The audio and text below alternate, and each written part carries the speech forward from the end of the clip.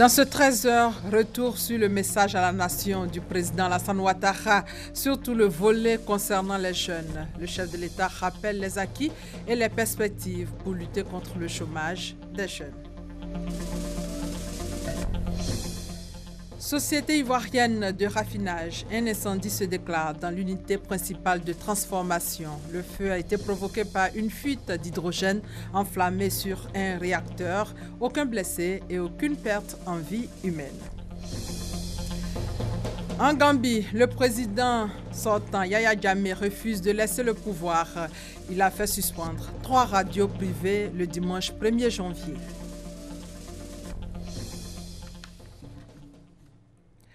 Bonjour et bonne année à tous. On revient sur le message du nouvel an du chef de l'État, surtout ce qui concerne la lutte contre le chômage des jeunes. Le président Alassane Ouattara a rappelé les acquis. Il a aussi parlé des perspectives. Extrait. Chers jeunes Ivoiriens, nous mettons tout en œuvre pour que vous puissiez avoir des emplois en vue d'apporter votre pleine contribution au développement de notre pays. Croyez-moi, la création d'activités génératrices de revenus pour vous, les jeunes, demeure ma priorité. Les emplois créés en 2016, au nombre de 600 000 environ, constituent des résultats tangibles qui nous encouragent à redoubler d'efforts. Nous continuerons activement de lutter contre le chômage des jeunes, car notre économie a besoin de votre dynamisme et de votre créativité. Un accent particulier sera mis sur la formation professionnelle et l'auto-emploi.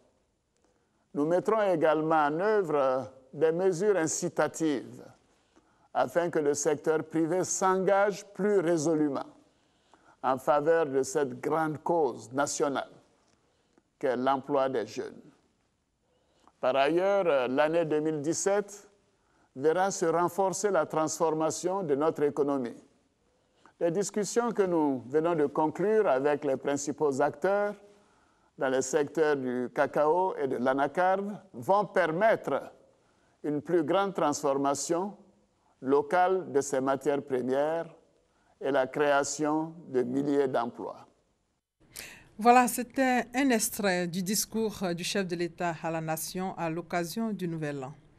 Un incendie s'est déclaré hier dans la soirée dans l'unité principale de transformation des produits pétroliers de la Société ivoirienne de raffinage, la CIR.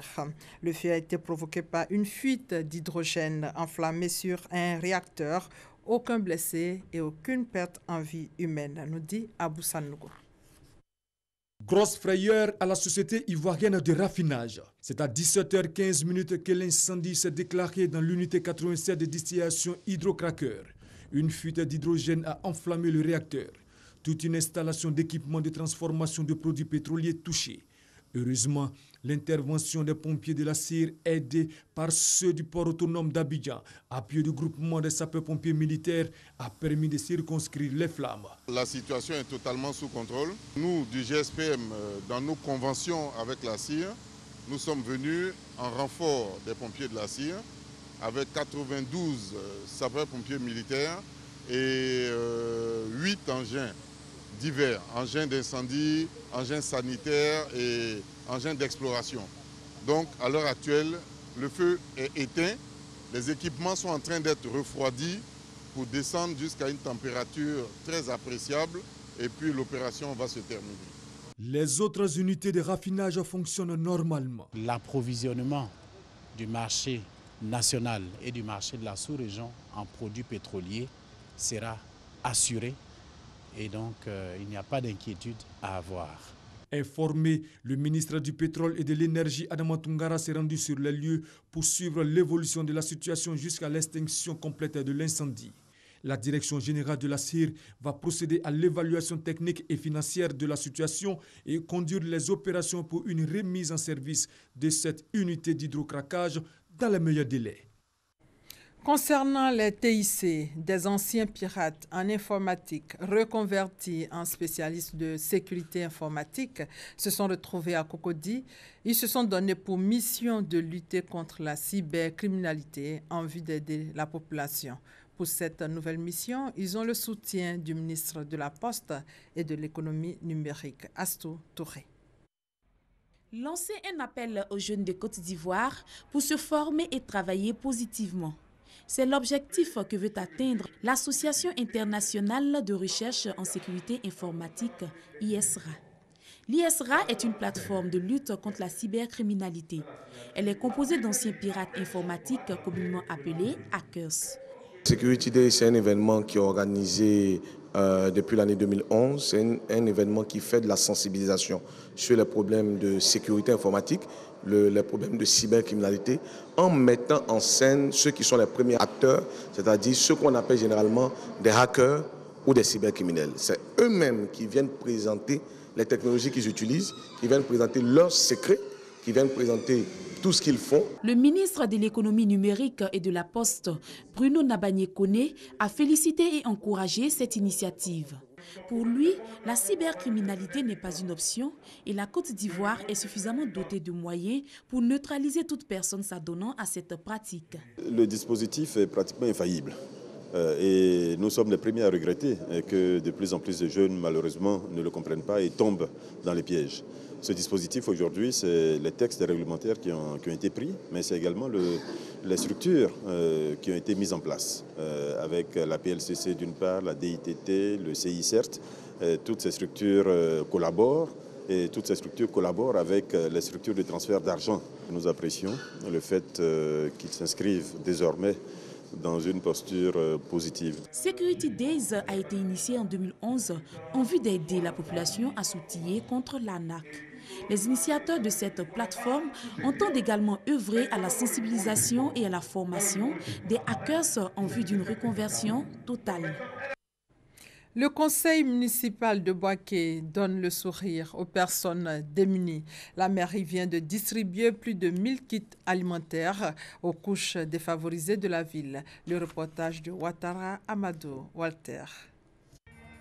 La municipalité de Boaké fait du bien-être social des populations l'une de ses priorités. Pour joindre l'acte à la parole, les responsables communaux ont offert des kits alimentaires d'une valeur de 6 millions de francs CFA aux personnes les plus vulnérables à Boaké, dont composés essentiellement de vivres.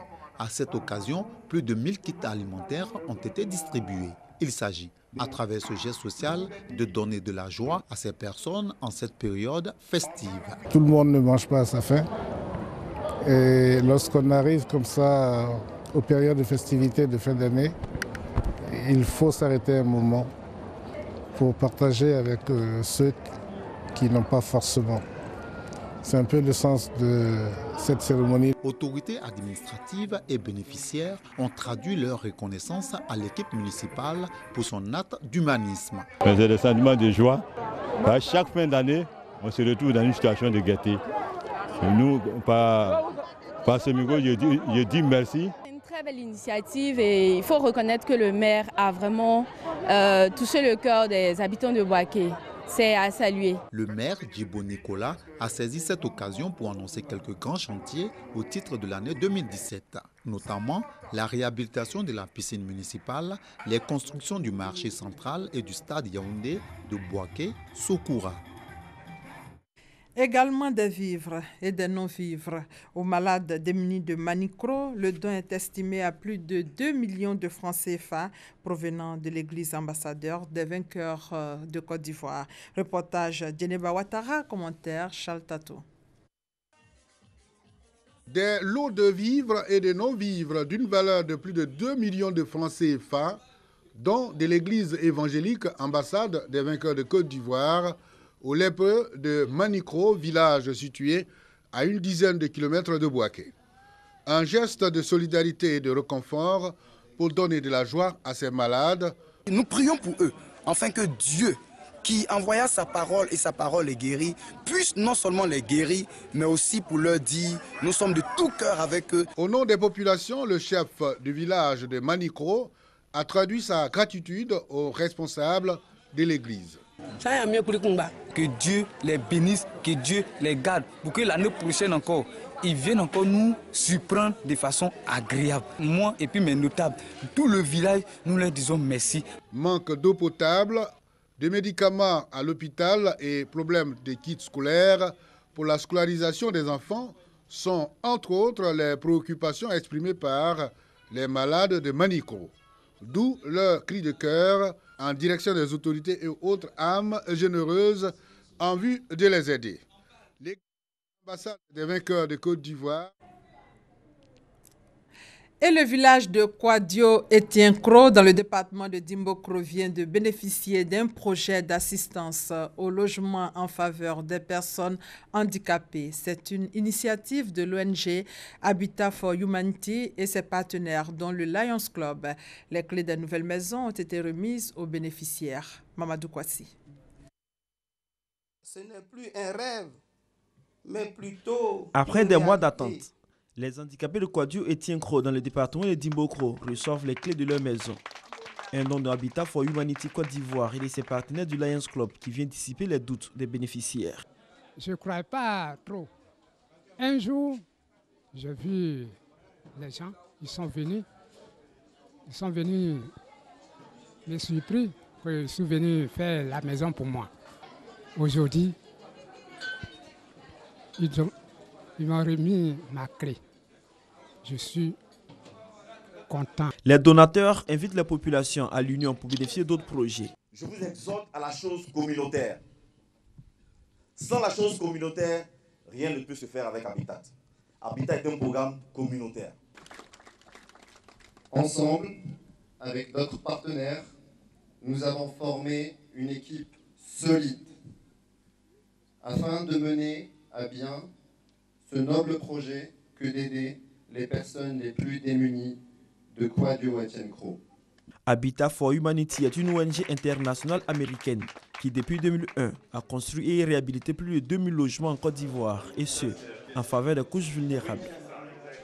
À Boaké, les enseignants du préscolaire et du primaire de plus de 30 ans de service s'organisent pour une meilleure retraite. La nouvelle organisation souhaite la reconnaissance de l'État pour services rendus. Reportage Soro Corona Mamadou, commentaire Kader Sogodogo. Les enseignants, principaux formateurs de cadres, estiment qu'ils vont pour la plupart à la retraite sans aucune reconnaissance de la part de l'État. Pour attirer l'attention des enseignants eux-mêmes et celle des gouvernants, l'association des 30 ans de service de l'enseignant du préscolaire et du primaire vient de voir le jour. Cette association a été officiellement présentée aux autorités locales et au corps enseignant. Pour son initiateur, cette organisation n'est pas un syndicat, mais une association pour aider les enseignants à avoir une sortie honorable. La famille des enseignants et personnel du préscolaire et du primaire a salué cette initiative. À travers la qualité des échanges, les participants à cette rencontre ont exprimé leur adhésion à l'association. Les membres de l'association des 30 ans de service de l'enseignant du préscolaire et du primaire ont invité les directeurs d'école à informer et à sensibiliser les enseignants. À partir du mois de janvier 2017, une délégation de cette nouvelle organisation compte sillonner les inspections de l'enseignement primaire de la région de Gbeke pour la mise en place des sections.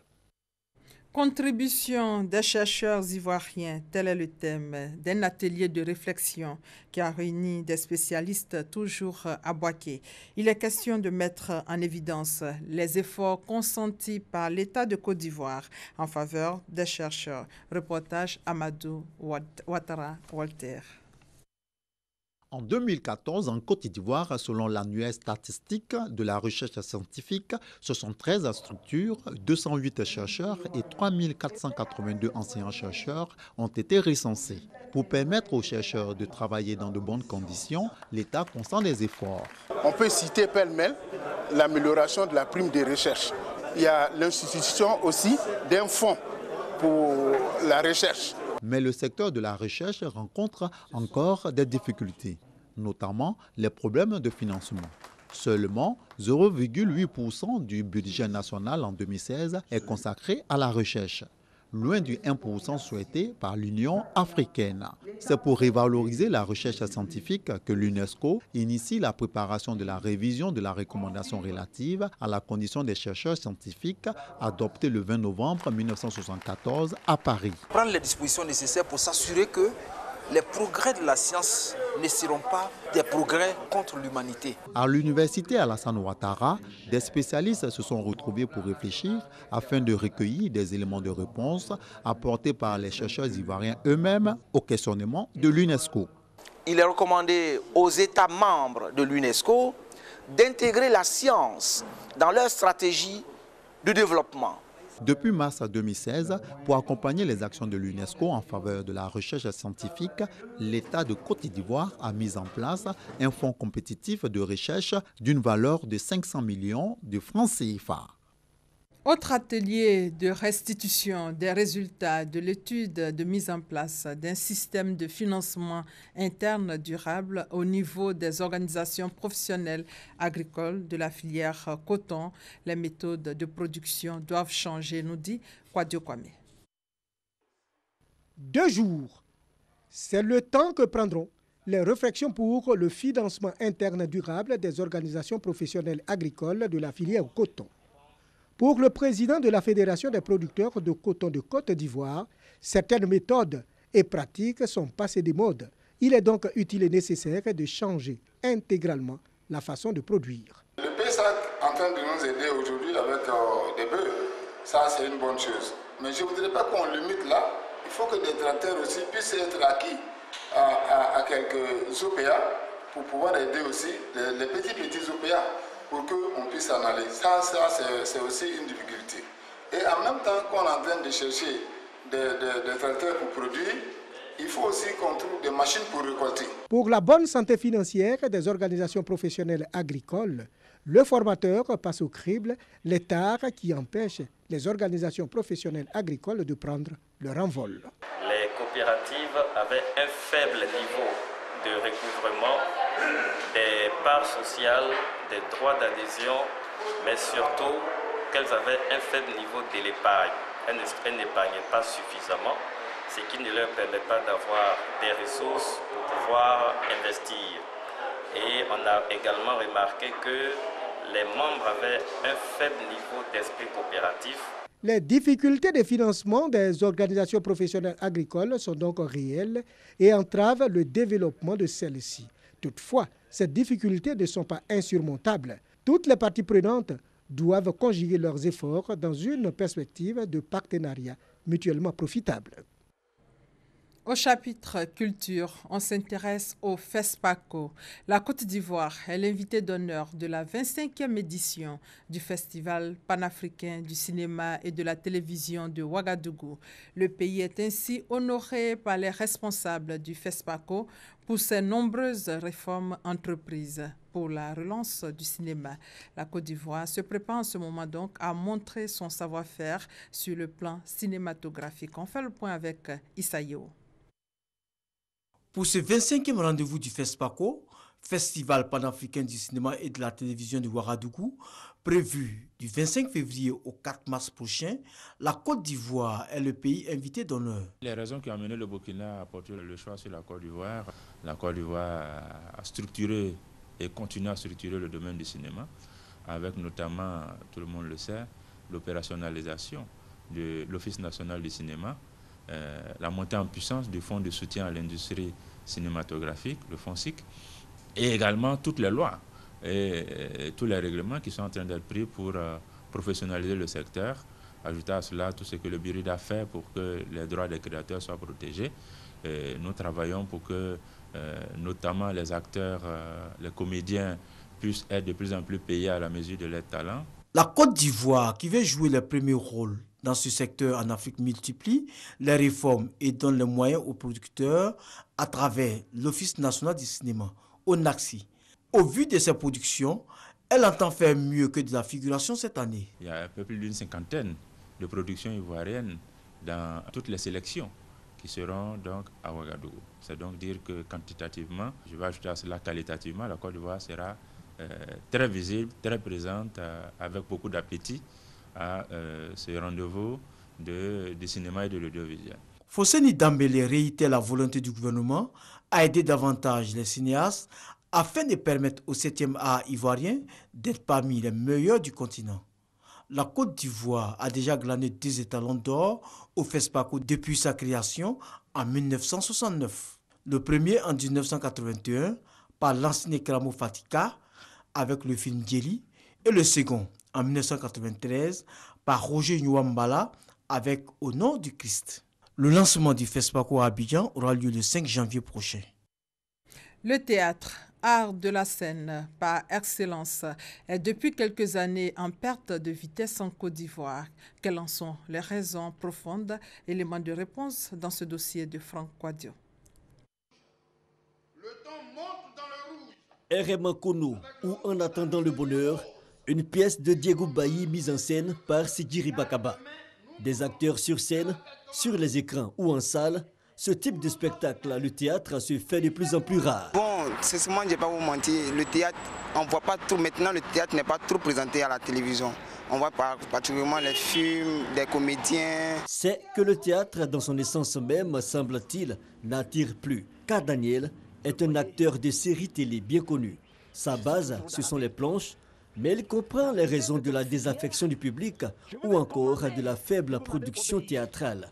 Le manque de salles, de spectacles, mais surtout les nouveaux médias. Dans les quartiers, dans toutes les communes, il y avait des troupes de théâtre. Mais aujourd'hui, tout cela a disparu. Tout cela a disparu. Et puis ensuite, il y a eu l'avènement de la vidéo, de la télévision, des téléfilms. Et il a disparu du milieu des activités culturelles et artistiques en Côte d'Ivoire parce qu'il est délicat le théâtre. Il ne se joue pas n'importe où. Il faut une salle, il faut une commodité. Apprendre son test, le travail de diction, le contrôle du souffle, pas évident. Pour moi, le théâtre, c'est la mère de tous les arts, quoi. Et c'est la mère, même on peut dire, du cinéma, parce qu'au théâtre, on apprend tout. Des férus de théâtre et passionnés, il y en a qui, dans l'ombre, abattent un travail de fourmi. Mais que de difficultés. C'est compliqué. Le premier problème ici en Côte d'Ivoire, d'abord, c'est que les gens ne s'intéressent pas véritablement au théâtre. Nous créons parce que nous avons la passion du travail, nous aimons ce que nous faisons comme métier, mais il faut dire que l'État ou encore le ministère de la Culture peut encore faire beaucoup d'efforts sur ce plan-là. Aider les jeunes que nous sommes à créer. Mais pour une relance efficace de cet art, il faut que les jeunes aujourd'hui s'y intéressent. Et sur la question, ce n'est pas gagné. Chaque jeune qui m'approche me parle de cinéma. Je veux faire du cinéma. Je veux faire du cinéma. Mais le cinéma prend ses racines dans le théâtre. Mais pourquoi on est si pressé? Pourquoi on veut devenir tout de suite star?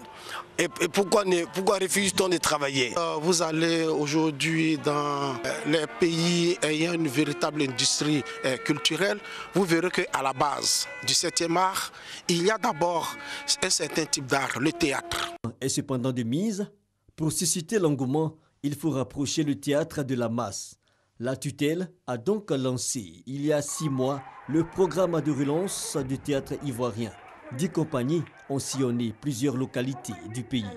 Un projet auquel adhère Diallo Tikwaï Vincent, un doyen des planches en Côte d'Ivoire. Aujourd'hui, le théâtre revient parce que nous avons essayé d'adapter ce théâtre-là aux espaces existants. Et à partir de ce moment-là, les Ivoiriens ont commencé à revenir au théâtre et je suis un témoin privilégié. Organiser une tournée dans les régions, dans 10 régions. Et ces 10 régions ont reçu une dizaine de troupes pour une vingtaine de spectacles. Et j'avoue qu'il y a un public pour le théâtre. La saison théâtrale 2016 achevée au mois de décembre, l'idée était d'inculquer de nouvelles habitudes théâtrales aux populations. Cela passera en 2017 par le volet éducatif. Le ministre a commencé avec le ministère de l'Éducation nationale à mettre en place une politique qui permet aux enseignants que nous formons en théâtre d'aller enseigner le théâtre à l'école. Nous allons vers les déscolariser aussi. La relance du théâtre par approche méthodique reste la question des infrastructures. L'État envisage la création de salles polyvalentes et entend étendre sa vision. Pour 2017, c'est une opération qui va s'accentuer. Le ministre en a fait la promesse aux opérateurs du secteur. Un budget de 30 millions voire plus consacré à la question 2016. Les acteurs des planches ont les yeux rivés sur les nouvelles résolutions. Les spectateurs jadis passifs n'attendent que les spectacles pour se muer en public averti, prêt à débourser de l'argent pour voir une bonne pièce théâtrale. L'artiste Boni Yaoré est en ce moment en Côte d'Ivoire. Basé en France depuis quelques années pour les besoins de sa carrière, le percussionniste fait un retour aux sources. L'auteur-compositeur veut transmettre son savoir et sa longue expérience aux jeunes générations. Pour réussir cette mission, il a créé Tamanoa Institute. C'est un conservatoire de musique qui met en valeur les tambours, tam-tam et autres percussions. Serge Collier pour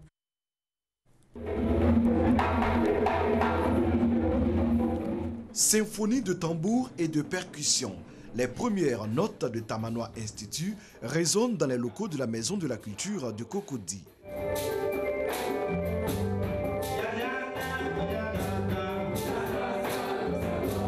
Créé par Boni Yaoré, ancien du village artistique panafricain Kiyi de Côte d'Ivoire, Tamanoa Institute se présente comme une école de danse, un conservatoire de musique qui puise sa source dans l'art traditionnel africain. Pour cet auteur-compositeur qui depuis plusieurs années vit en France, autant le savoir se transmet d'une génération à une autre, autant le génie créateur se nourrit d'apprentissage. Le tambour bat comme le cœur et c'est le tambour qui donne un peu l'énergie musicale en Afrique en général.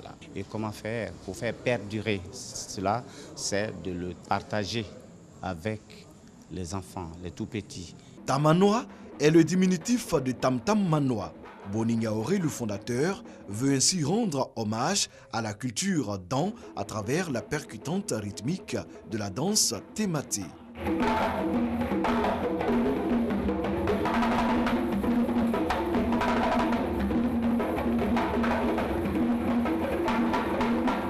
Le tambour, une forme de message, une conjugaison de culture que ces 4 jeunes dames du groupe Les Femmes Battantes ont su assimiler.